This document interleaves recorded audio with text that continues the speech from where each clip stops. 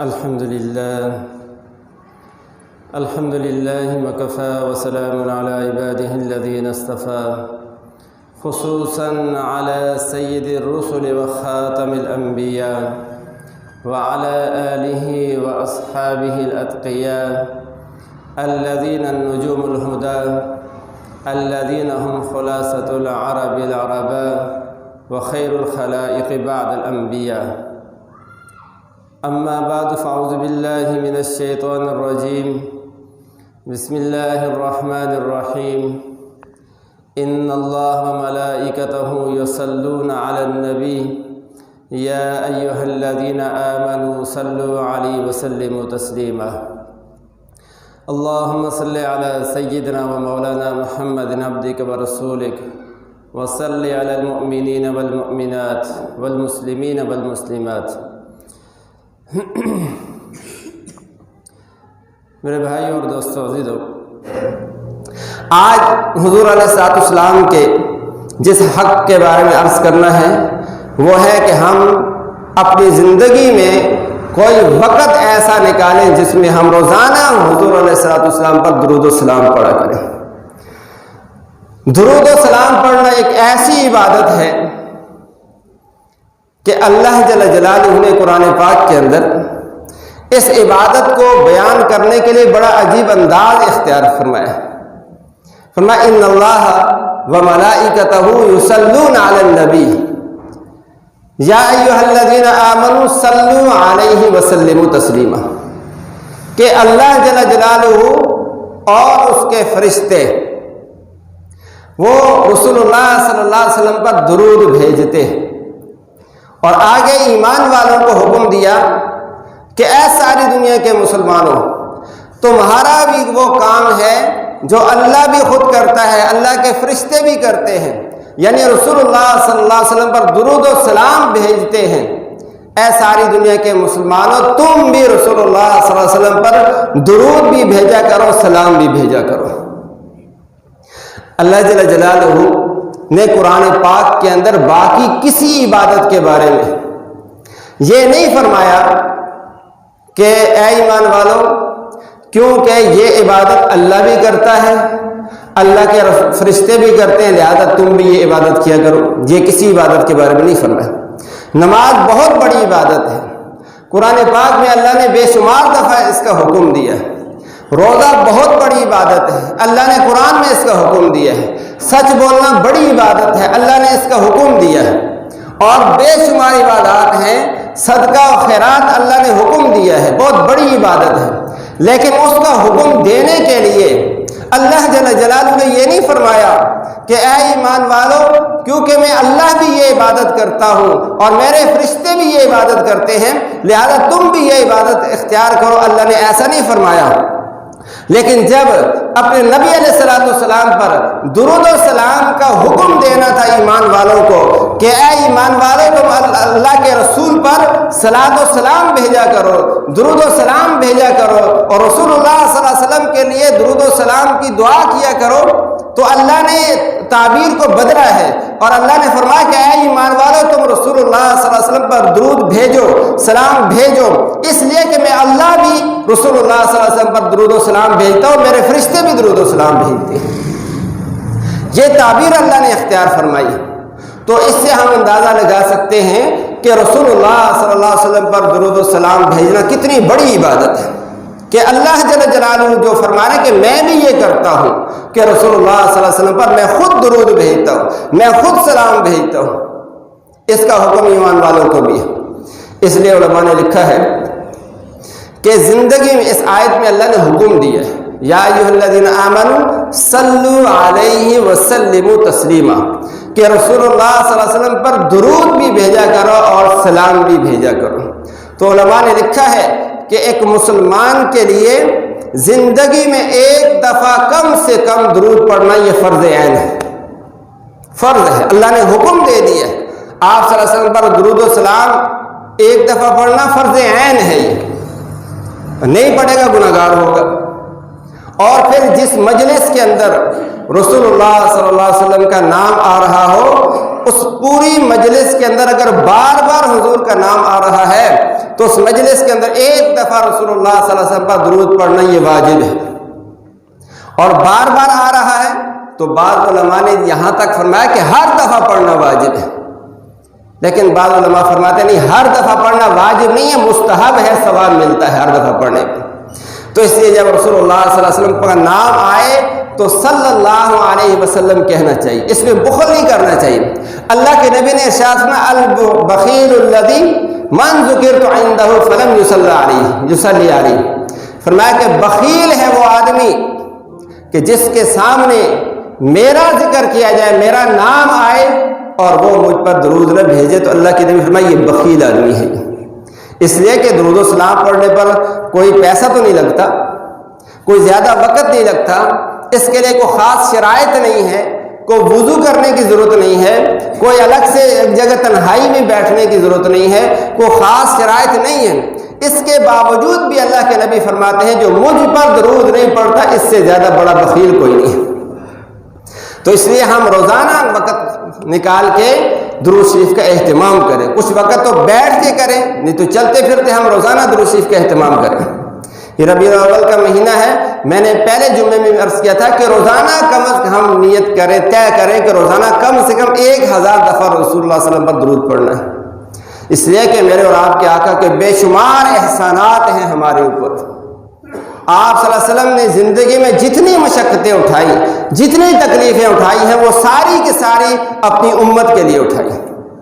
और आज उम्मत के नौजवानों से इतना नहीं होता कि दिन में कुछ वक़्त दुरूद शरीफ के लिए निकाल लें और पैकेज लगा के घंटों मोबाइल पर वक़्त ज़ाया करते हैं, गप्पे मारते लेते हैं, सारी रात जो है मोबाइल पर नेट देखते हुए जो है ना वो गुजार देते हैं। इतना ख्याल नहीं आता कि हमारे नबी जिन्होंने हमारे लिए सब कुछ किया, जिनकी बेटियों को उम्मत की वजह से तलाक़ें मिली हैं मजलिसों के अंदर, जिनके औहद के अंदर दंदान मुबारक शहीद हुए, जिनके रुखसार में लोहे की कड़ियाँ घुसी हैं, जिनका खून मुबारक गिरा है, इस उम्मत के लिए गिरा है। आज उम्मत के पास वक़्त नहीं है कि दुरूद शरीफ पढ़ लिया करें। हुज़ूर अलैहिस्सलातु वस्सलाम अबू हुरैरा रज़ियल्लाहु ताला अन्हु की रिवायत है, अल्लाह के नबी ने इरशाद फरमाया कि मन सल्ला अलैया मर्रतन वाहिदा, जिस आदमी ने मुझ पर एक दफ़ा दुरूद शरीफ पढ़ा, सल्लल्लाहु अलैहि अशरन, तो अल्लाह जल्ल जलालुहु की करीम ज़ात अल्लाह जल्ल जलालुहु खुद उस पर 10 दफ़ा रहमतें नाज़िल फरमाते हैं। कितनी ऊंची इबादत है कि एक दफ़ा दुरूद शरीफ पढ़े तो अल्लाह जल्ल जलालुहु 10 इस पर जो है दुरूद भेजते हैं।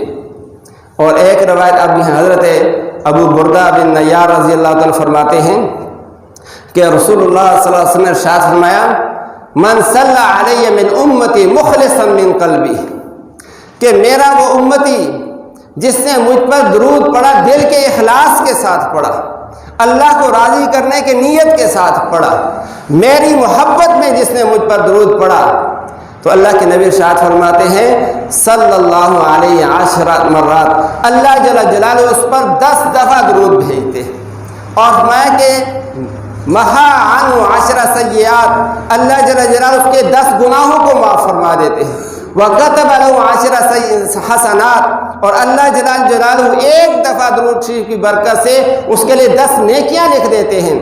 और फरमाया कि अल्लाह जल्ल जलालुहु एक दफ़ा दुरूद शरीफ की बरकत से उसके जन्नत में 10 दर्जे बुलंद फरमा देते हैं।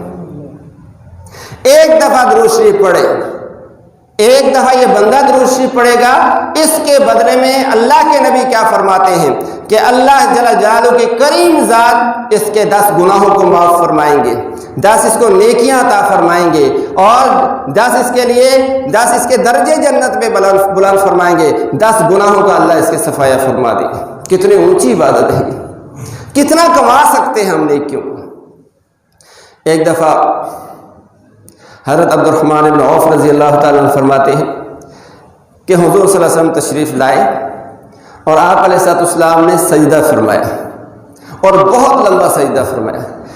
कहते हैं कि मैं ये समझा कि शायद सजदे में हुज़ूर अलैहिस्सलाम की जान निकल गई। तो मैं करीब जब गया, आप सल्लल्लाहु अलैहि वसल्लम के पाँव के अंगूठों को देखा कि वो ठीक हैं। तो फिर हुज़ूर अलैहिस्सलाम ने सर उठाया اور آپ صلی اللہ علیہ وسلم انتہائی زیادہ خوش ہیں، حشاش بشاش ہیں۔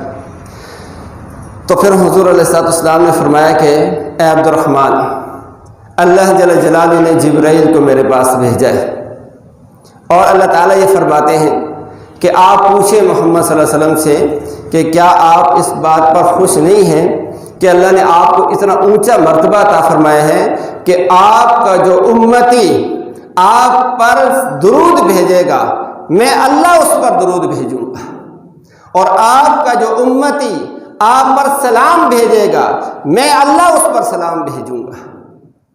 اس سے بڑی دولت، اس سے بڑی نعمت کیا ہو سکتی ہے کہ بندہ اور گناہوں میں لتھڑا ہوا اپنی گندی زبان، ہماری زبانیں کہاں اس قابل ہیں کہ ہم اللہ کا نام لیں، ہماری زبانیں کہاں اس قابل ہیں کہ ہم اللہ کے رسول کا نام لیں اور اللہ کے رسول پر درود و سلام بھیجیں، لیکن ہم اپنی اس گندی زبان کے ساتھ بھی اگر اللہ کے رسول پر ایک دفعہ درود بھیجیں گے تو میرا اللہ جو رحیم ہے، کریم ہے، محمد علیہ السلام کا رب ہے، وہ فرماتا ہے کہ میں خود اس بندے پر درود بھیجتا ہوں، جو سلام حضور پر بھیجے گا میں اللہ اس پر سلام بھیجوں گا۔ تو کتنی بڑی بات ہے یہ، کتنے بڑے فضائل ہیں اس کے۔ ایک موقع پر حضرت ابی بن کعب رضی اللہ تعالیٰ عنہ فرماتے ہیں کہ میں نے اللہ کے رسول سے عرض کیا کہ اللہ کے رسول، میں اپنے لیے کچھ وقت میں نے خاص کیا ہوا، اس میں اپنے لیے دعا بھی مانگتا ہوں، اور اس میں میرا دل کرتا ہے کہ آپ پر بھی درود و سلام کثرت سے پڑھا کروں، تو میں اپنے جو اذکار کا میرا وقت ہے، ٹائم ہے، اس میں میں آپ کے لیے کتنا درود شریف پڑھوں؟ تو حضور علیہ السلام نے فرمایا معاشیتا، تو جتنا چاہے پڑھ لے۔ تو کہتے ہیں میں نے عرض کیا اے اللہ کے رسول، میں نے اپنی دعاؤں کے لیے، اپنے اذکار کے لیے جو اپنے لیے دعائیں اللہ کی ذات سے مانگتا ہوں، اس میں سے 1/4 حصہ، یعنی اگر 1 گھنٹہ میں دعا مانگتا ہوں اپنے لیے تو اس میں سے گھنٹے میں سے 15 منٹ خالص آپ کے لیے دعا مانگ لیا کرو۔ حضور نے فرمایا کہ یہ اچھا ہے، لو زدت خیر لک، لیکن اگر تو اس میں تھوڑا سا اضافہ کر لے تو یہ تیرے لیے بہت بہتر ہوگا۔ پھر عرض کیا اللہ کے رسول، میں اپنی دعا کے جو اوقات ہیں ان میں سے آدھا وقت آپ کے اوپر درود پڑھنے کے لیے خاص کر لوں، یعنی اگر 1 گھنٹہ دعا مانگتا ہوں اپنے لیے، اپنی ضرورتوں کے لیے، اپنی پریشانیوں کے لیے، اپنی حاجات کے لیے، تو اس 1 گھنٹے کو آدھا تقسیم کر لوں، آدھا گھنٹہ اپنے لیے مانگ لوں اور آدھا گھنٹہ خالص آپ علیہ السلام کے لیے دعا مانگوں۔ تو حضور نے فرمایا کہ ٹھیک ہے یہ بھی، لیکن اگر تو اس سے زیادہ کر لے تو یہ تیرے لیے خیر لک، بہت بہتر ہوگا۔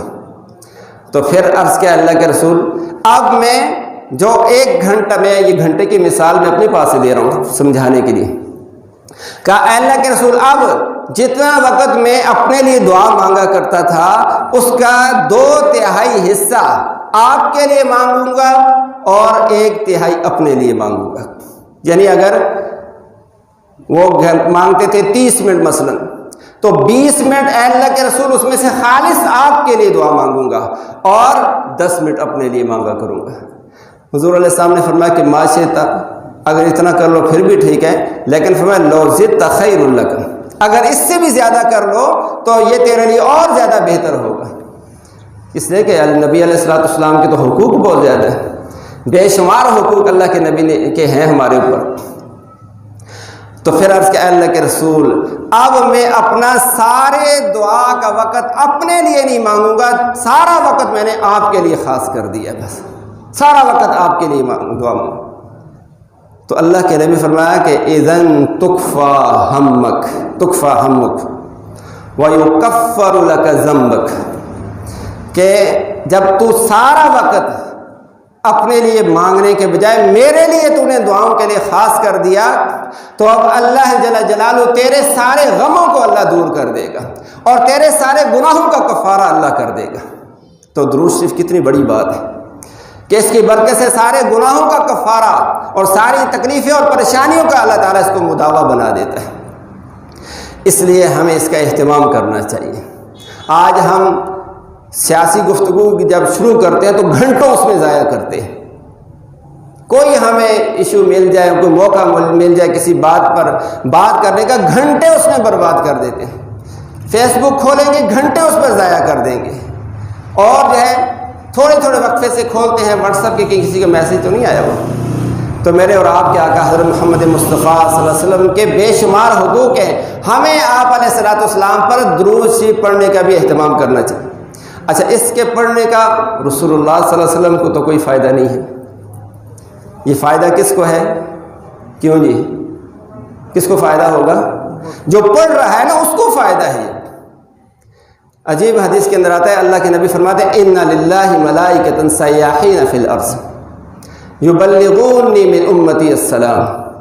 فرمایا کہ اللہ جل جلالہ نے اس کائنات کے اندر فرشتے مقرر کیے ہوئے ہیں جن کا اور کوئی کام نہیں ہے، کوئی ڈیوٹی ان کے ذمے نہیں ہے، صرف ایک ڈیوٹی، ایک کام ان کے ذمے ہے کہ پوری دنیا کے اندر رسول اللہ صلی اللہ علیہ وسلم کا جو امتی دنیا کے جس خطے کے اندر بھی رسول اللہ صلی اللہ علیہ وسلم پر درود بھیجتا ہے، پڑھتا ہے، وہ فرشتے اس درود کو لے کر رسول اللہ صلی اللہ علیہ وسلم کے روضے پر جا کے پہنچا کے آتے ہیں اور کہتے ہیں نام لے کر کہ آپ کا اے نبی جی، آپ کا فلاں امتی ملپور کے اندر رہنے والا فلاں آدمی جس کو دنیا میں کوئی نہیں جانتا، جس کا کوئی پرسان حال نہیں، غریب سا آدمی ہے، اس نے آپ علیہ الصلوۃ والسلام پر درود بھیجا ہے۔ جب یہ فرشتہ اس کا نام لے کر، اس کے والد کا نام لے کر رسول اللہ صلی اللہ علیہ وسلم کے روضے پر درود بھیجتا ہے، آپ صلی اللہ علیہ وسلم تک پہنچاتا ہے، تو اللہ کے نبی پھر اس بندے پر درود بھیجتے ہیں اپنے روضہ اقدس سے۔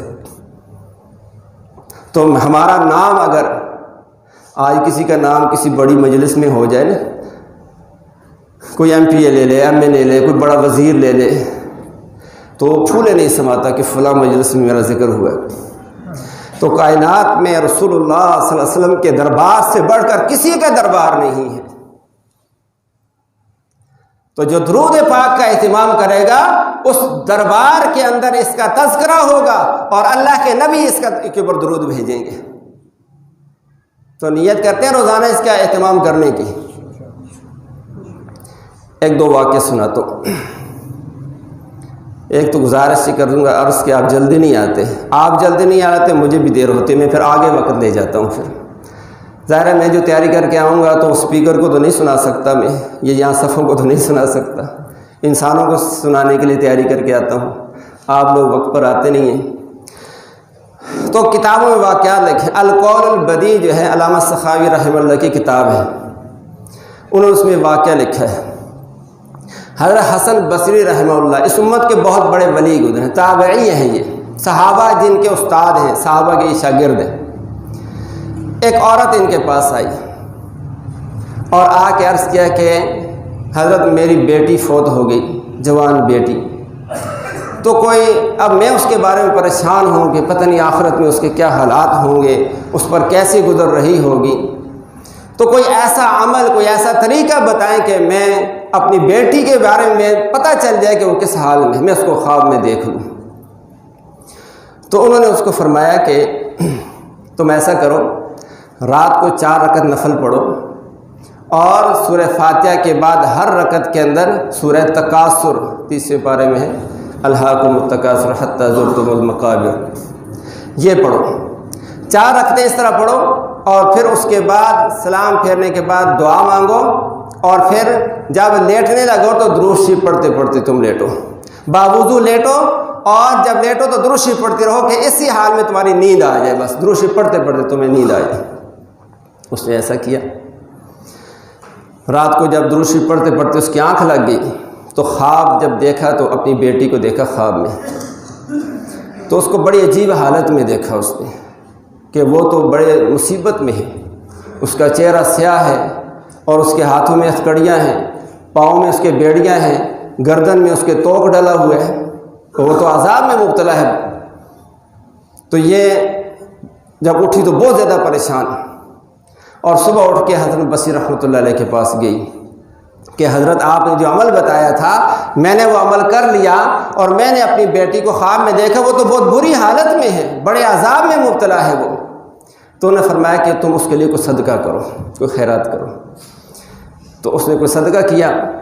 اگلی رات حسن بصری رحمہ اللہ خود جب سوئے تو خواب دیکھتے ہیں کہ جنت ہے اور اس میں عجیب قسم کے حالات ہیں، خوشبوئیں مہک رہی ہیں، چشمے چل رہے ہیں، اور ایک تخت لگا ہوا ہے، تخت کے اوپر ایک خوبصورت لڑکی بیٹھی ہوئی ہے اور نورانی اس کا لباس ہے، سر کے اوپر اس کا عزت کا تاج پہنا ہوا ہے۔ تو یہ دیکھ کر حیران ہوئی۔ تو اس لڑکی نے ان سے پوچھا کہ آپ نے مجھے پہچانا ہے؟ تو انہوں نے کہا کہ میں نے تو نہیں پہچانا۔ اس نے کہا میں اسی عورت کی بیٹی ہوں جو کل آپ سے پوچھنے آئی تھی، اور پھر کل اس نے آپ کو اس خواب کا حال بتایا ہے کہ میری بیٹی اس عذاب میں ہے۔ تو ان کا اس نے تو بتایا کہ بیٹی میری سخت عذاب میں ہے، بڑی مصیبت میں ہے، عذاب میں گرفتار ہے، ہاتھوں میں ہتھکڑیاں ہیں، پاؤں میں بیڑیاں ہیں، گلے میں توق ڈلے ہوئے ہیں، اور تو بڑے خوشحالی میں ہے۔ تو ایک رات کے اندر یہ ایک دم کیسے تبدیلی ہو گئی؟ اس نے کہا کہ ہم لوگ جس قبرستان میں دفن تھے اس میں بہت سے لوگ دفن تھے قبرستان کے اندر، اور اس میں اکثر لوگوں کو قبر کا عذاب ہو رہا تھا۔ اس قبرستان میں ایک اللہ والے ایک بزرگ آئے، اور انہوں نے وہاں آ کے درود شریف کی کوئی خاص مقدار پڑھی، اور درود شریف پڑھ کے سارے قبرستان والوں کو بخش دیا۔ جو ہی اس نے بخشا ہے، اللہ جل جلالہ نے اپنی قدرت سے، اپنے رحمت سے سارے قبرستان والوں سے عذاب کو ہٹا دیا۔ سارے قبرستان والوں سے اللہ نے عذاب کو ہٹا دیا۔ تو یہ اس درود پاک کی برکت سے۔ آج ہمارے ہاں عجیب صورتحال ہے کہ ہم نے ایصال ثواب کا طریقے بھی خود گھڑے ہوئے ہیں، اپنے بنائے ہوئے ہیں۔ ایصال ثواب اللہ کے نبی فرماتے ہیں جو آدمی بھی جس طرح چاہے، جس کا کوئی فوت ہو گیا ہے، جس طرح چاہے اس کو ایصال ثواب پہنچا سکتا ہے۔ اس کے لیے کوئی دن خاص کرنے کی ضرورت نہیں ہے، کوئی جگہ خاص کرنے کی ضرورت نہیں ہے، کوئی 30واں 10واں 40واں سالانہ کرنے کی کوئی ضرورت نہیں ہے، کسی خاص عمل کی کوئی ضرورت نہیں ہے۔ چلتے پھرتے جس طرح سے آسانی کے ساتھ ہو سکے، اپنے جو دنیا سے جا چکے ہیں ان کے لیے ایصال ثواب کر دیا کرو۔ اللہ کے نبی فرماتے ہیں جو آدمی ایک دفعہ سورہ یاسین پڑھ لیتا ہے، اللہ جل جلالہ اس کو 10 قرآنوں کا ثواب عطا فرما دیتے ہیں، اور جو 3 دفعہ سورہ اخلاص پڑھ لیتا ہے اس کو 1 قرآن ختم کرنے کا ثواب عطا فرما دیتے ہیں۔ تو ہم نے یہ سمجھ لیا کہ جب تک جمعرات نہیں آئے گی ہم دعا نہیں کریں گے اپنے مردوں کے لیے، اور اس کے لیے من گھڑت باتیں ہم نے گھڑ رکھی ہیں کہ مردے وہاں سے آتے ہیں ہمارے پاس، جمعرات کو آتے ہیں۔ یہ ساری من گھڑت باتیں، کسی شریعت کے اندر کوئی ثبوت نہیں ان باتوں کا کہ مردے وہاں سے چھٹی ملتی ہے ان کو جمعرات کی، خود اتوار کو چھٹی کرتے ہیں ان کو جمعرات کو چھٹی مل جاتی ہے۔ تو ایسی بات نہیں ہے۔ تو اس لیے، اور پھر کہتے ہیں جب دیگیں نہ چڑھیں، کوئی جانور نہ ذبح ہو، تب تک تو ان کو ایصال ثواب نہیں پہنچتا۔ تو ایسی بات نہیں ہے۔ یہ دیکھنا چاہیے کہ اگر کوئی آدمی بیمار ہے، غریب ہے، اس کو دوائی کی ضرورت ہے، آپ کہہ رہے ہیں ہم تو اس کو صدقہ وہ یہ گوشت لے کر دیں گے، یہ گوشت کھائے، اس کو دوائی کی ضرورت ہے، آپ سمجھ ہی نہیں رہے کہ اس کو کس چیز، جو آدمی جس کی ضرورت جو ہے آپ اس کی ضرورت جو پوری کر دیں گے، اس پر اللہ خوش ہوگا، اور اسی کی برکت سے اللہ تعالیٰ، اگر ایصال ثواب کی آپ نے نیت کر لی تو اللہ تعالیٰ آپ کے جو گئے ان کی پریشانیوں کو دور کر دے گا۔ اس لیے ہمیں درود پاک کا خاص اہتمام کرنا چاہیے۔ ایک واقعہ اور سنا کے بعد ختم کرتا ہوں۔ حضرت سفیان ثوری رحمہ اللہ، اس کے علاوہ ایک اور بزرگ ہیں، وہ بہت زیادہ درود شریف کا اہتمام کرتے تھے اور بچوں کو پڑھاتے بھی تھے۔ تو رات کو سونے سے پہلے جتنی طبیعت ہوتی 1000 دفعہ 500 دفعہ 700 دفعہ درود پاک پڑھ کے حضور علیہ الصلوۃ والسلام کے لیے ایصال ثواب کرتے تھے۔